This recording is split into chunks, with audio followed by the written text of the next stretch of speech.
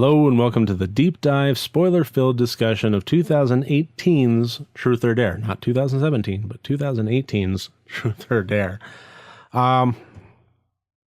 So the very ending of this I thought was pretty interesting. I didn't see that coming. I saw something like it coming when she started getting on the YouTubes and started streaming and talking about the nature of this Truth or Dare game and so on. I was expecting her to be saying, here's the city that, you could fly to in Mexico. Here's the coordinates of this temple. Something along those lines, just kind of getting that crowdfunding geocache finding, itch to be scratched out there into the world so that some 20-somethings could make the journey and, see if this supernatural spooky thing is real or not. And thereby getting, maybe a couple dozen, maybe a couple hundred new players involved over time. And while I was thinking that, this is going to take a while. I mean, do they really have this kind of time if they only have those two left to be bouncing back and forth between Truth or Dare situations?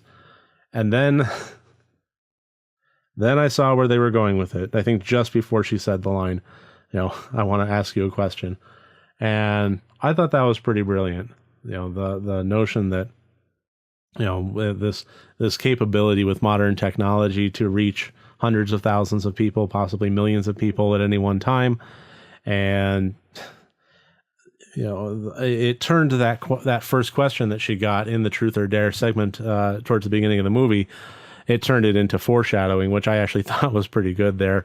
If you had to kill the entire population of Mexico to save us, would you? And it turns out you kind of would. So I thought that was an interesting one. The concept of getting the demon involved in the game, I thought was pretty good.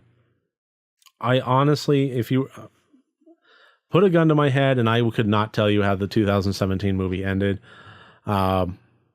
it as much as I say that this movie was enjoyable but forgettable, I would just say that the 2017 one is flat out forgettable, as evidenced by the fact that I forgot a lot of it. So, but I do recall at the very least that whatever method it came up with as far as resolution towards that end, it wasn't nearly as clever as this movie was. And I'll say that about the entire thing, that it was not nearly as clever as this movie was. So the notion of getting the demon involved in the game is like, no, anybody that's asked, now you're involved, and I just asked you. Like, all right, fine, truth. And then it goes on. It got me thinking about, well, wouldn't there have been an easier way than getting shot in the arm? Couldn't you have waited until... like say not done a dare or wait until your turn for Truth or Dare so that the demon is making its Snapchat filter face and asking you Truth or Dare. But, then if he does that, then it's not your turn to ask him and it wouldn't be valid anyway. So I thought they actually did a pretty good job of thinking that through. Me attempting to find holes in it didn't really happen. So kudos on that one. The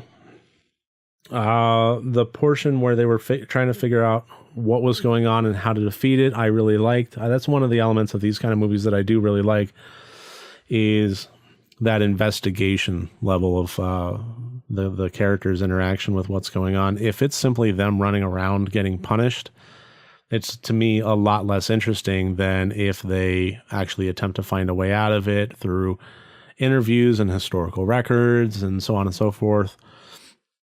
And I like that element. The one thing that I really wish it had more of is them trying to find a way to follow the letter of the law without the spirit of the law. Like, I think the best example I can give of one that they did do was the mattress following the girl around while she walked around the rooftop. And I wanted to see more situations like that. I wanted to see more situations where you have to, fine, truth. So then you just kind of whisper the truth right here and you just talk about it. And then there's there. I said the truth. Something like that.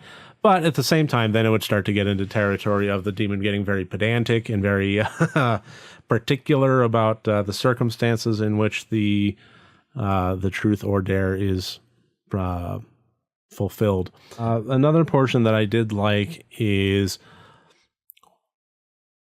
this movie was pretty good about keeping step with my brain and my thought process on things when, okay, you have truth or dare, and here's the consequences. If you don't do your dare, you die. If you tell the lie, you die. So why not just say truth every time?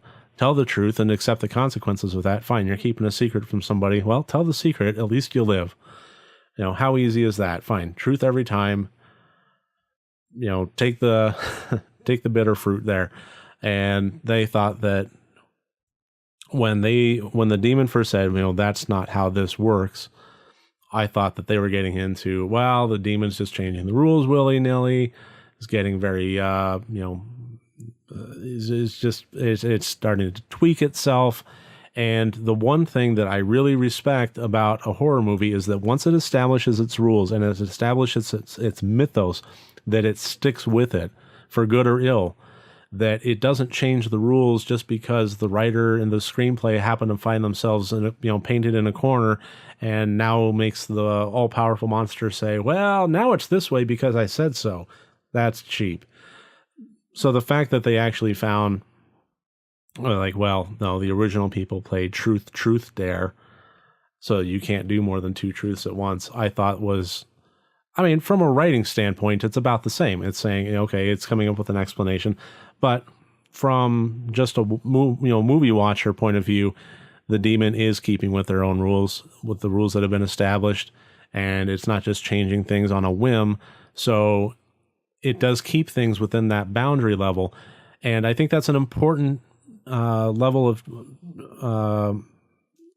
of discerning things.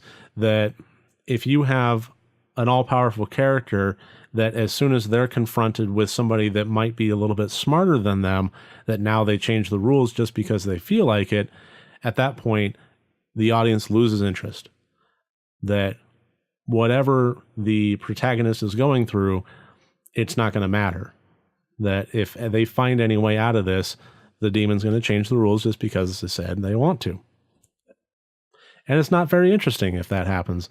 So I like that the way that they were able to continue on with a structural boundary limit for both the protagonist and the antagonist. And I think that's important, and I'm glad they did that. That's really about all I have to say about Truth or Dare. It's not a great movie for the ages, but at the same time, I'm glad I watched it. So, that's about where I landed on it. If you agree with me, if you disagree with me, if you think I'm full of it, whatever, I would really love to hear from you in the comments below, and I will be reading them and responding to them and engaging with them. If you like these videos, you want to see more of them, I welcome you to click the subscribe button.